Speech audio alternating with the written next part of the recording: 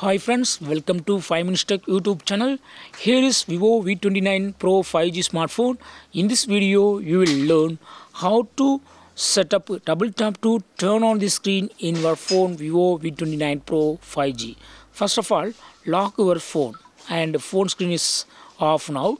If you double tap on the locked screen, and phone screen will be wake up, okay, but it's not wake up because it is not set yet. Okay, so if you would like to set double tap to turn on screen, that is wake up screen, yes, you can do it. What you to do is go to the settings of your phone here, then go to shortcuts and accessibility,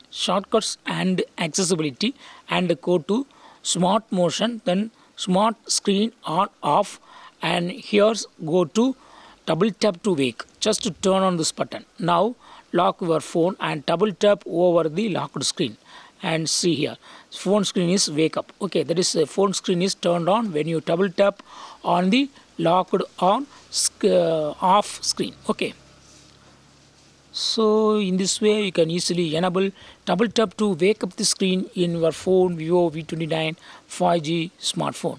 That's all friends, thanks for watching, bye.